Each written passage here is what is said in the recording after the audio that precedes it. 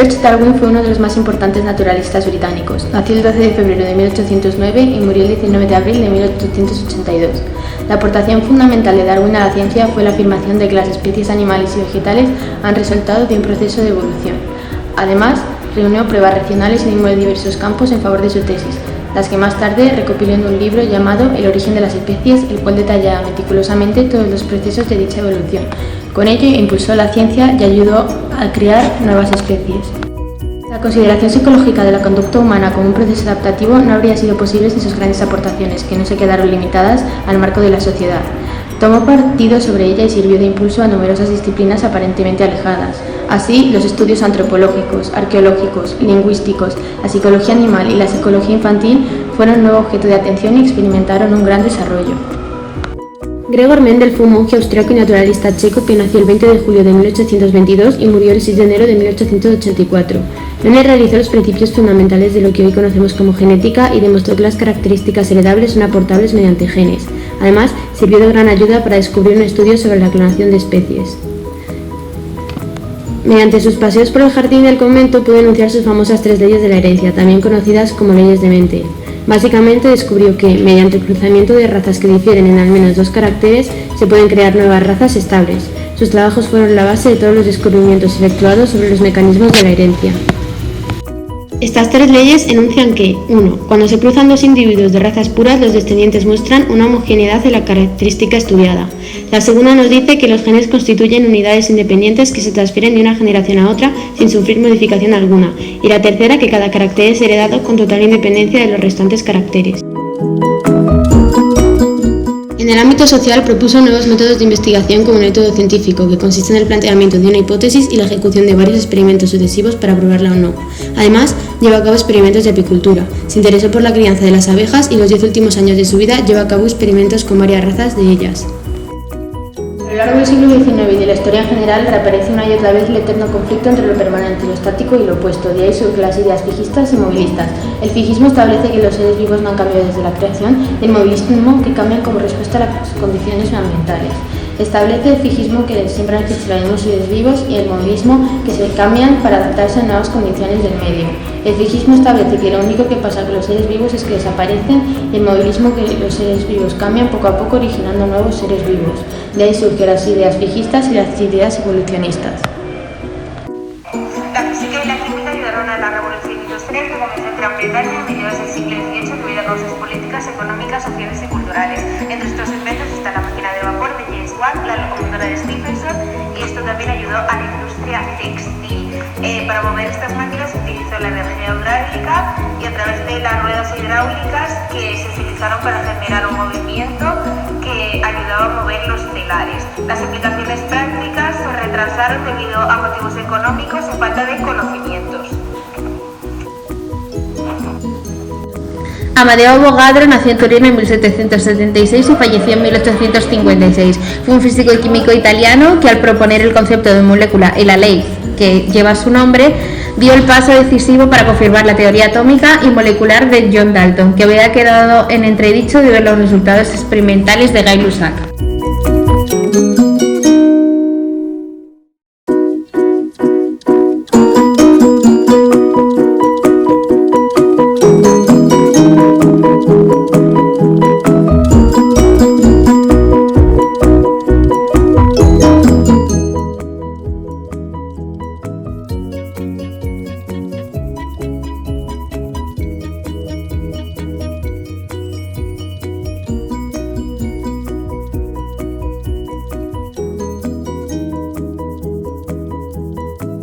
Cannizzaro consiguió aplicar la hipótesis de Avogadro para hacer una distinción entre masa molecular y masa atómica en el Congreso de Karlsruhe, que fue una reunión internacional de química que tuvo lugar en la ciudad de Karlsruhe del 3 al 5 de septiembre en 1860. Este se organizó para discutir temas como nomenclatura química, notación de fórmulas y masas atómicas que en esa época causaban mucha confusión.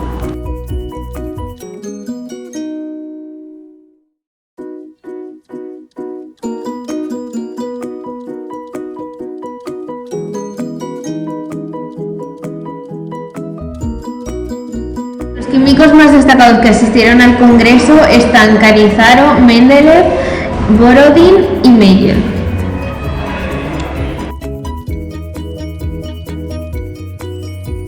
James Clerk Maxwell fue un físico británico nacido en Escocia en el año 1831. Su principal campo de estudio fue la relación entre el magnetismo y la luz. Este creía que la electricidad y el magnetismo estaban fuertemente conectados, dando pie al llamado electromagnetismo. Formuló las 4 ecuaciones que sirven de fundamento de la teoría electromagnética. Dedujo que la luz es una onda electromagnética y que la energía se transmite por ondas electromagnéticas a la velocidad de la luz. Sus descubrimientos fueron claves para entrar en la era física moderna. Uno de los avances en la primera mitad del siglo XVIII fue inventado por Christian Ørsted, un físico y químico danés, que observó que una aguja imantada colocada en dirección paralela a un conductor eléctrico se desviaba cuando se hacía circular una corriente eléctrica por el conductor. Euclides fue un matemático que nació en Megara, Grecia, en el año 325 a.C. y murió en el 265 a.C. Creó la geometría euclidia, que es la geometría que se incluyó en el libro de los elementos, que se basa en 5 postulados. Primero, se pueden unir 2 puntos cualesquiera con un segmento. Segundo, se puede prolongar un segmento en ambas direcciones hasta el infinito. Tercero, se puede elaborar un círculo de cualquier radio y cualquier centro. Cuarto, todos los ángulos rectos coinciden si se rotan 180 grados. Quinto, por un punto exterior a la recta, se puede trazar una única paralela a la recta dada. En ese último punto se ha demostrado que no siempre es así. Esta es la geometría no euclidia. Ahora os vamos a hablar de Gauss, también conocido como el príncipe de las matemáticas. Nació en Brunswick y murió en Göttingen.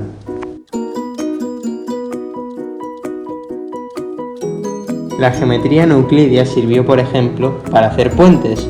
Estos puentes, al tener este tipo de geometría, tenían más dureza frente a los que no la tenían. Gauss, su primer descubrimiento fue la sucesión aritmética, que la descubrió siendo un niño. Todos estos descubrimientos y muchos más fueron incluidos en el libro Disquisiciones aritméticas.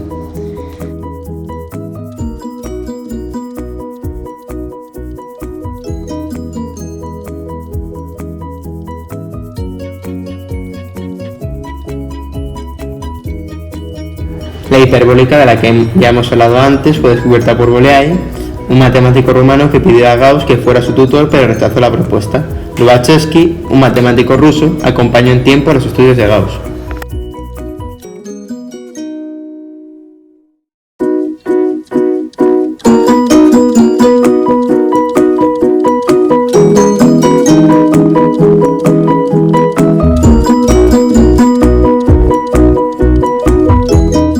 Más tarde Gauss demostraría cómo hacer un poliedro regular de 17 lados con una regla y compás, cosa que hasta la fecha era algo imposible. Este define que la suma de todos los ángulos son 15 pi radianes. La elíptica, cuya curvatura es positiva, la descubrió Riemann, que fue un matemático alemán, el cual, gracias a un congreso sobre geometría euclídea y no euclidia, pudo descubrirlo pocos años más tarde. Con esto se puede hacer que las bóvedas puedan aguantar y no se vengan abajo.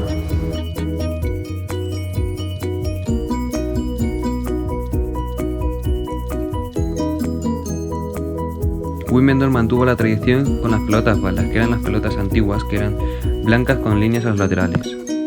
En 1874, Maria Ewing de la alta sociedad de los Estados Unidos viajó a las Bermudas, donde conoció a uno de los hombres del mayor Winfield, que había llevado el juego y el equipamiento hasta ese lugar. Antes de volver, colocó una pista de tenis en el club de cricket Staten Island.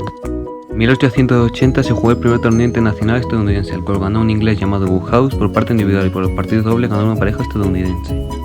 En 1881 se reunió la USNLT para estandarizar las normas. En 1887 se realizó la primera competición de mujeres.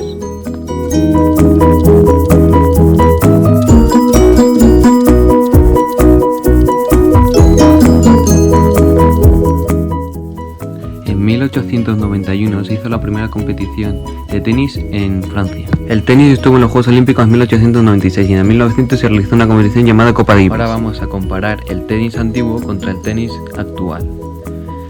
Una de las claras diferencias es que el jugador antiguo solo se movía por la línea de fondo y casi nunca estaba cerca de la red. El jugador actual se mueve por todos los lados. La Revolución Francesa fue un hecho importante en la historia de Francia y de Europa que llevó a un cambio de régimen en el país, acabando con el absolutismo y creando así un nuevo sistema político-social. Las causas por las que se originó fueron las siguientes: aparición de la burguesía como nueva clase social en la que sus miembros son dueños de su propio negocio y no hacen ningún tipo de trabajo manual.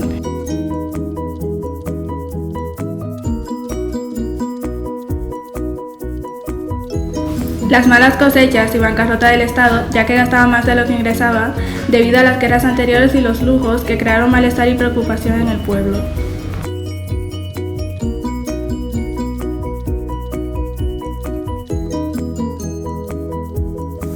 La aparición de un nuevo movimiento social que fue la Ilustración. Esta hablaba de la separación de poderes e igualdad ante la ley y defendía la razón, la tolerancia y el conocimiento.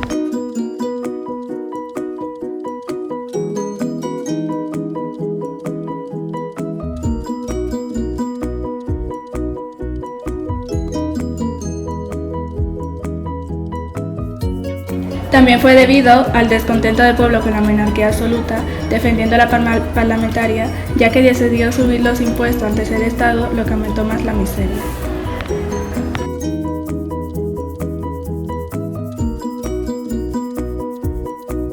Esta revolución se produjo a lo largo de una serie de etapas. La primera fue el estallido, donde se crea la primera Constitución francesa de 1789 a 1791 y la autoproclamación del Estado como Asamblea Nacional.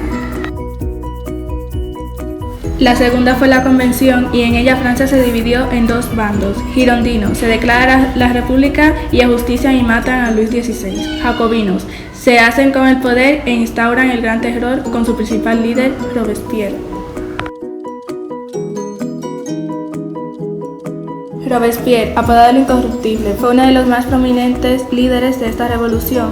Fue presidente por 2 veces de la Convención Nacional y lideró en la denominada etapa Gran Terror, durante la cual gobernó Francia de forma autocrática. Fue arrestado y guillotinado el 28 de julio de 1794 junto a sus seguidores.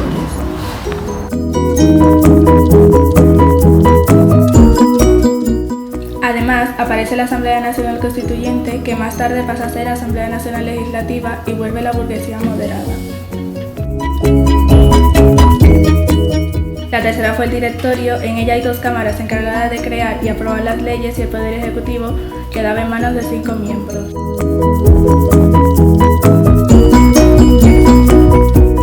La cuarta etapa fue el Imperio Napoleónico. Napoleón Bonaparte fue un general y gobernante francés del siglo XVIII y XIX. Nació el 15 de agosto de 1769 y murió el 5 de mayo de 1821.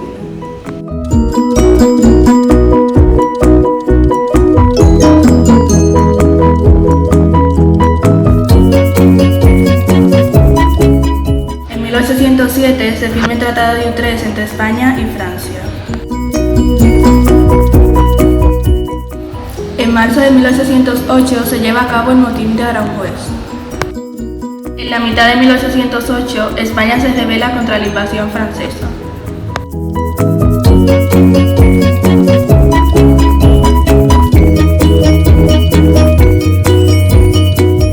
Además, en abril de 1808, Carlos IV abdica en Fernando VII, el cual acaba cediendo la corona a José Bonaparte.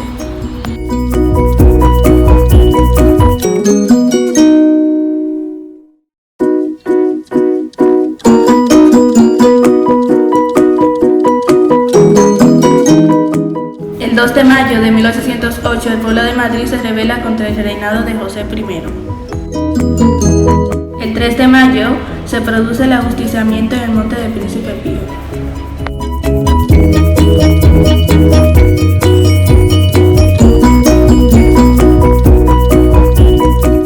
Y el 23 de septiembre de 1810 se llevan a cabo las Cortes de Cádiz, donde el 19 de marzo de 1812 se crea la primera Constitución española.